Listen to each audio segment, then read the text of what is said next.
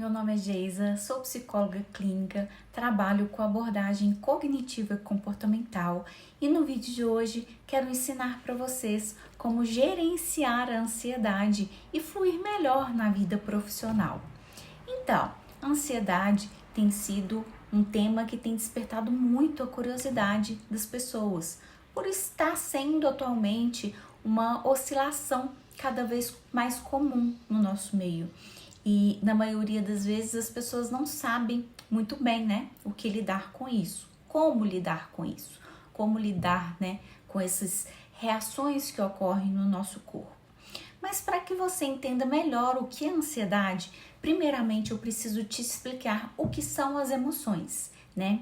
Todos nós, seres humanos, temos 5 emoções que nós chamamos de emoções básicas, que todos nós temos. E as nossas emoções são fenômenos tão complexos que elas afetam a nossa maneira de pensar, a nossa maneira de falar, afeta o nosso corpo, afeta a nossa maneira de agir com os nossos colegas, com os nossos subordinados, com os nossos superiores. Provavelmente já ocorreu alguma situação em qual você sentiu algum incômodo, alguma tristeza ou uma raiva e você nem entendeu muito bem o que estava acontecendo com você. E muitas pessoas agem fusionada com as emoções, né? Sente aquela emoção e se comporta misturado com essa emoção, não sabe fazer essa separação. O que é minha emoção e o que é o meu comportamento? Qual o comportamento mais adequado, mais funcional para eu emitir aqui nesse comportamento, nesse ambiente, desculpa. E essas emoções podem durar alguns minutos a algumas horas. Eu já vi pessoas indo embora, ocorre a situação, ela sente ali aquela ansiedade, aquele desconforto, aquele misto de emoções, ela vai embora e volta no outro dia ainda com uma ressaca emocional daquele ocorrido no seu ambiente de trabalho. E pensando nisso, a ansiedade então é uma emoção que deriva do medo. É como se a sua mente estivesse te alertando para uma possibilidade de perigo, né? É como se ela estivesse levantando o cartão amarelo e falando para você: ei, atenção, presta atenção, existe alguma coisa aqui que você precisa estar atento. Por isso que ela começa com aquelas reações fisiológicas ocorrendo no seu corpo. Muitas pessoas ficam extremamente agitadas, coração mais acelerado, a boca seca, tremor, sudorese, aquela vontade de avançar no coleguinha, aquela vontade de sair correndo, de ir embora daquele ambiente. Isso tudo são reações fisiológicas. Você não percebe, mas a sua pupila dilata. Tem pessoas que sente o cantinho assim do olho tremendo, né? Essas são algumas reações fisiológicas, mas essa é apenas uma das dimensões por onde que a ansiedade se manifesta, né? Uma outra dimensão é através dos nossos pensamentos. Tanto é que muitas pessoas acham que é o ambiente, a situação que gera ansiedade nela. E aí quando eu vou explicar, muitas se surpreendem, né? Porque eu falo, não é a situação que está gerando ansiedade em você. Você nunca observou? Por exemplo, se você tem um superior que é mais ranzinzo, mais sério, mais conservado, e esse tipo de pessoa gera ansiedade em você, mas o colega lida tranquilamente com esse indivíduo, ou seja, a situação que gera ansiedade em você não gera no seu coleguinha?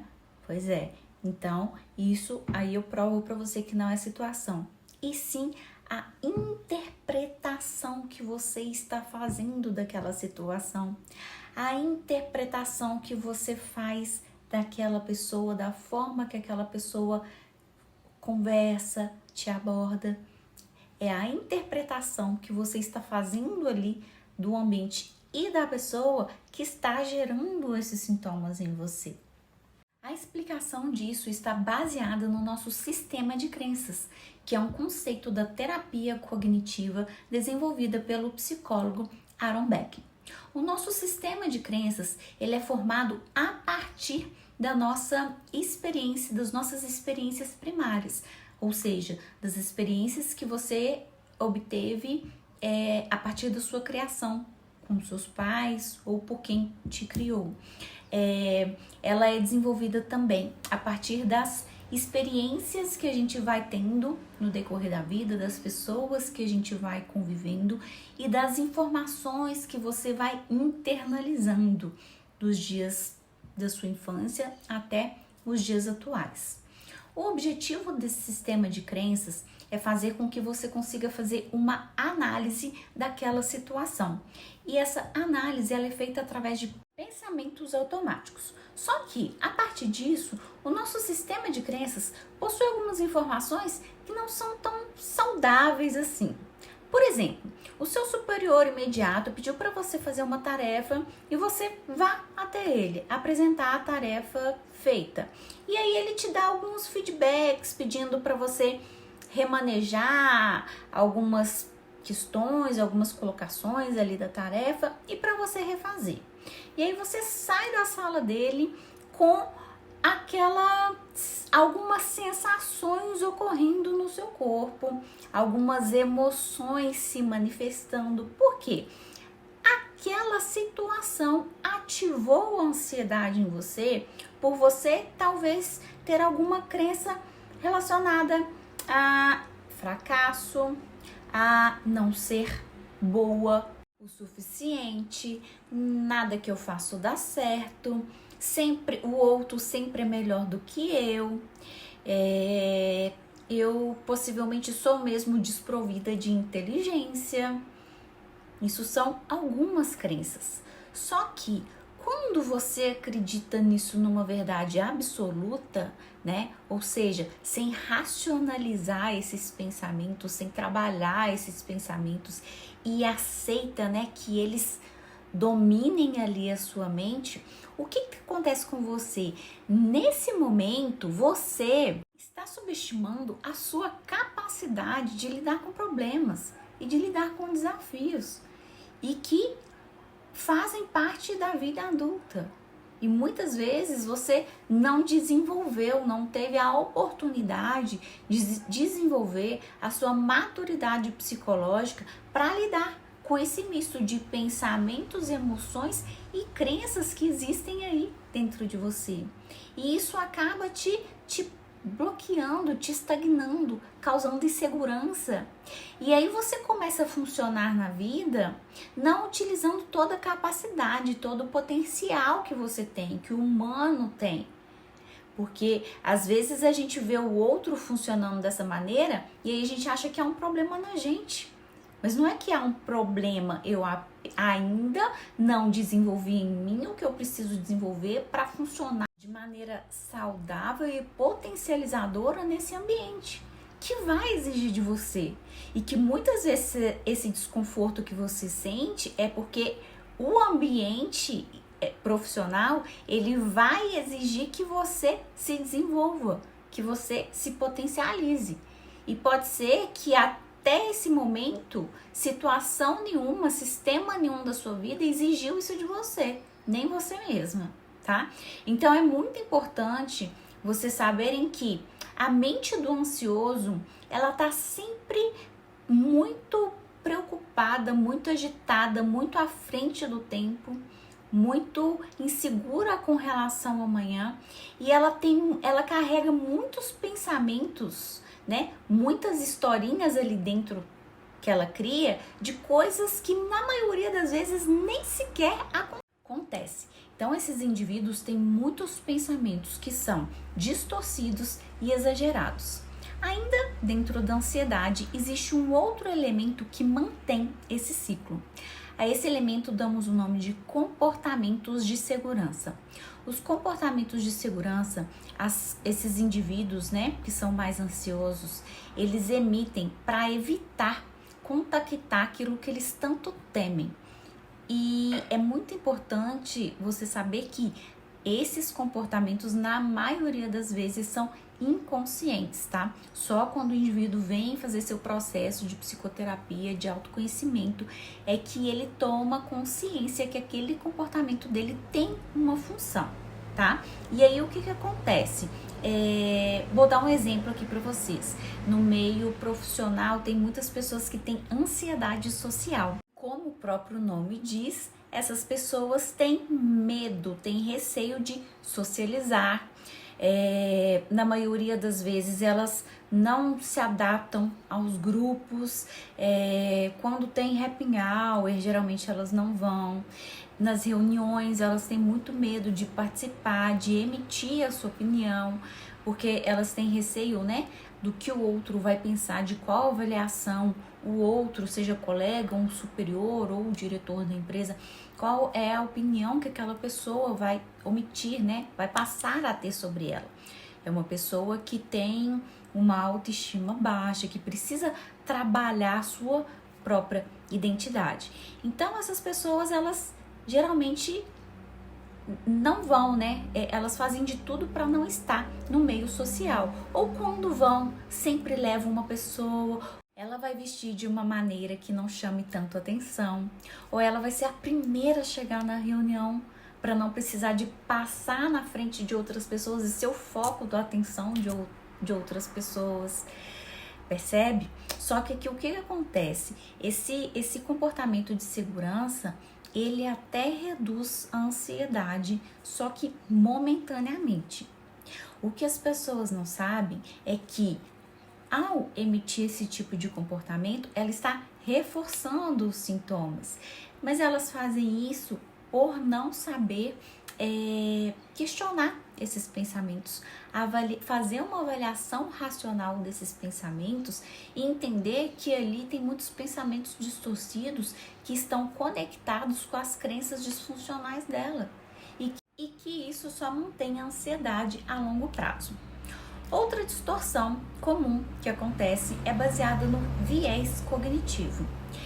O viés cognitivo é a maneira que a pessoa tem de colocar um foco excessivo, de prestar muita atenção nas cenas, nas situações, nos comportamentos das pessoas que vão afirmar, que vão reforçar, que vão certificar que aquela crença, que aquele pensamento que ela tem sobre ela mesma, ele é verdadeiro.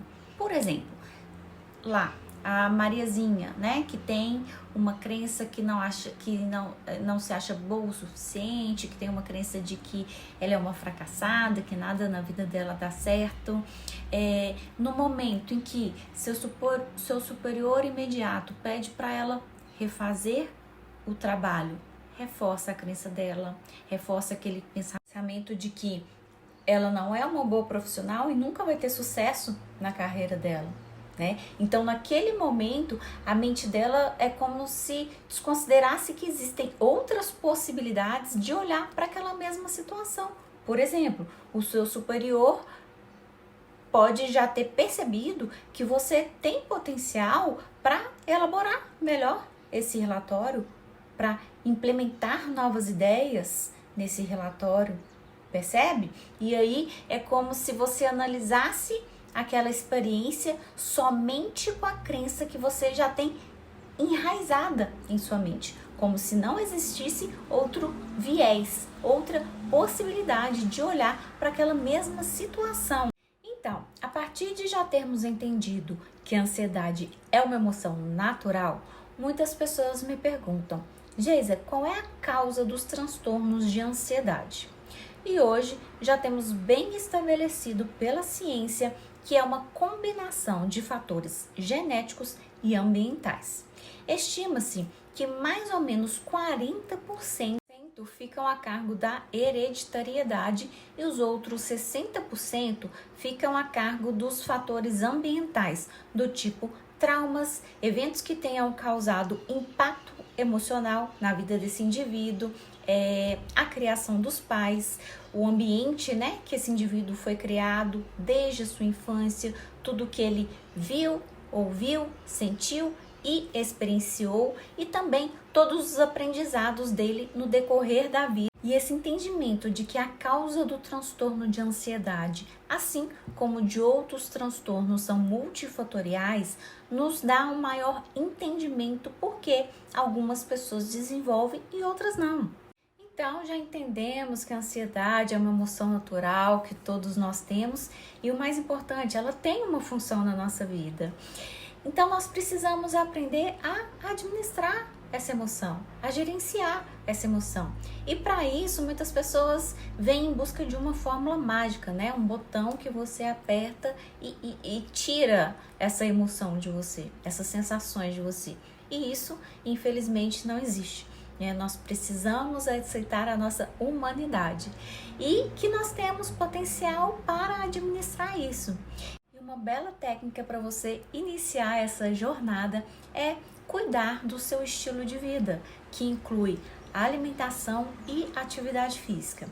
Hoje nós já temos inúmeros estudos que comprovam os benefícios de uma alimentação saudável, equilibrada e da prática de exercício físico de uma forma regular, né, para ajudar aí na regulação do nosso humor. A segunda técnica é aprender a normalizar a ansiedade, que é toda essa conversa que eu tive aqui com você anteriormente, porque todas as vezes que você faz uma avaliação negativa da ansiedade, aquilo é um gatilho que dispara lá na sua mente que tem algo te ameaçando.